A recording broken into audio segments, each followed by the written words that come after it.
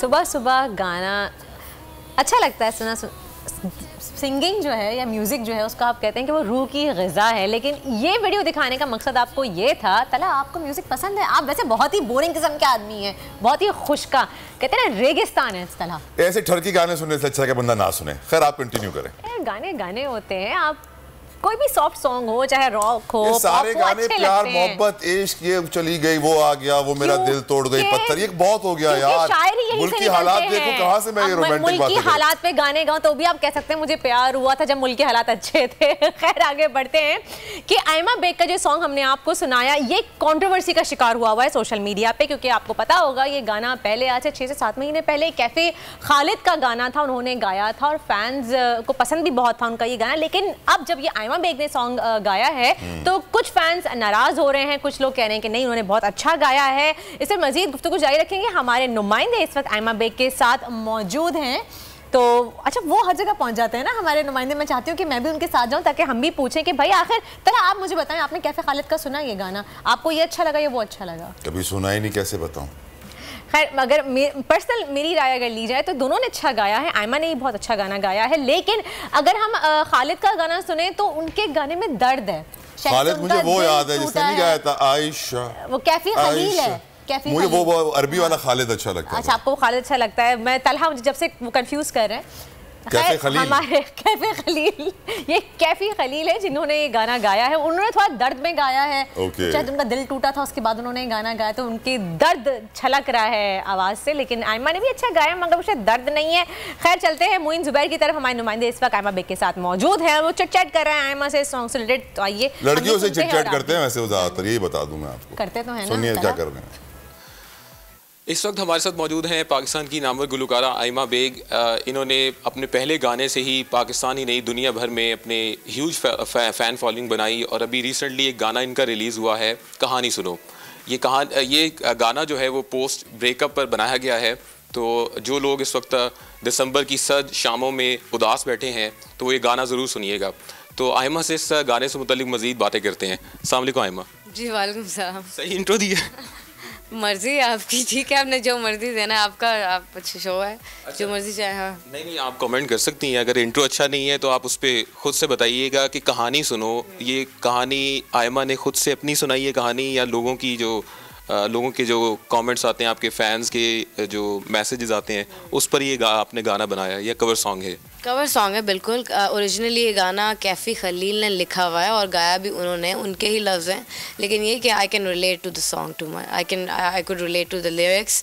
और not just me, I think कोई भी इंसान किसी फेस से गुजर रहा हो, अगर ऐसे फेस से गुजर रहा हो तो ये गाना उनके लिए परफेक्ट है। अच्छा, ये परफेक्ट गाना है। अच्छा, एक चीज़ बताएं, दो चीज़ें होती हैं, मोहब्बत में नाकामी और एक होती है इश्क में नाकामी। जो मोहब्बत में नाकामी है शायद उसमें बंदा बहाल हो सकता है, जो इश्क में नाकामी है वो एक बंदे को उदासी में और एक अलग दुनिया में ले जाता है। तो ये गाना असल में है किसके लिए? मोहब्बत वालों के लिए या इश्क वालों के लिए? मोहब्बत इश्क एक चीज़ नहीं होती। नहीं, मोहब्बत कुछ और है, इश्क जो है वो एक्सट्रीम लेवल है। अच्छा, हम मोहब्बत तक ही रहते हैं फिर। चलें, अच्छी बात है। ये गाना आपने रिलीज़ किया और इस गाने की अब तक यूट्यूब समेत मुख्तलिफ जो सोशल मीडिया प्लेटफॉर्म्स हैं उन पर काफ़ी ज़्यादा लोग पसंद कर रहे हैं और ट्रेंडिंग कर रहा है। तो अब तक आपको किस आर्टिस्ट की तरफ से आया कि अब अपकमिंग डेज़ में आप उनके साथ कोलैबोरेशन करें? अभी अली के साथ तो आपने किया था। अली कौन? अली ज़फ़र। ऑफ कोर्स नहीं, वो तो काफ़ी टाइम हो गया किए हुए। I think it's been a year now, but और बहुत सारी कोलैबोरेशंस आ रही हैं, लेकिन इट्स जस्ट दैट कि दैट्स फॉर माय एल्बम। तो मैं देयर लिटिल कॉन्फिडेंशियल, मतलब थोड़ी कॉन्फिडेंशियल हैं। आई कैंट रियली रिवील कि किनके साथ कोलैबोरेशंस आ रही हैं, but there are plenty of collaborations. या अच्छा, आपके पर्सनल लाइफ से मुतल्लिक हम भी सवाल कुछ पूछेंगे। आपकी अभी एज क्या है? 27 ईयर में आपने शोहरत की उन बुलंदियों को छुआ जो एक आर्टिस्ट काफ़ी अरसे से मेहनत करने के बाद पहुंचता है। तो ये इसके पीछे, इस जर्नी के पीछे किसकी दुआएं हैं या किसकी सपोर्ट रही है आपको? मेरी पूरी फैमिली की, पहली बात तो ये, बट अम्मी की दुआएं बहुत थी। अम्मी, आई थिंक मैं तो कुछ भी नहीं करती, मेरे से बहुत अच्छी बहुत सुरीली। तो ज़बरदस्त। इट्स मीन आयमा जो है वो मॉमीज़ गर्ल है, लेकिन तलहा आपको मोहब्बत हुई है कि इश्क हुआ है? अल्लाह का शुक्र है ये सारी बीमारियां जवानी में होती थी, अब मैं इनसे दूर हूँ, अभी बच्चों वाला हूँ। लेकिन आई थिंक म्यूजिक को यूज करना चाहिए तब्दीली के लिए, रेवोल्यूशन के लिए, ना कि ब्रेकअप्स के लिए। ब्रेक लेते हैं।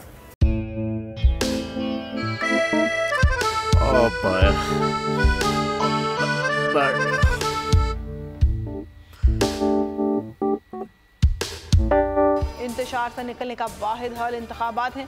हकीकी आज़ादी मार्च आज रवा। हाँ, आयत के मुताबिक अगर आप उसको ये रिपोर्ट दे दे तो मैं आपको अपनी 4 सीटें दे दूंगा। मौलाना हाँ साहब, वो जो रिपोर्ट हमें दे दे और वो जो नीली पीली चैनल है वो लगाए। जाओ शबाज, हम ऐसा टीवी देखते ही नहीं जिसका रिमोट हमारे हाथ में ना हो। और यहाँ पे कोई 2 नंबरी नहीं चलेगी। और हम कोई गुलाम है जो आप रिमोट मांगे हम दे दें?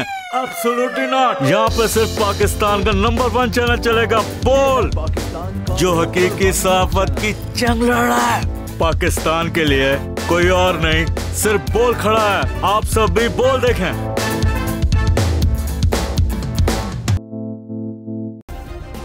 सब्सक्राइब करें और बेल दबाएं ताकि कोई खबर रह न जाए।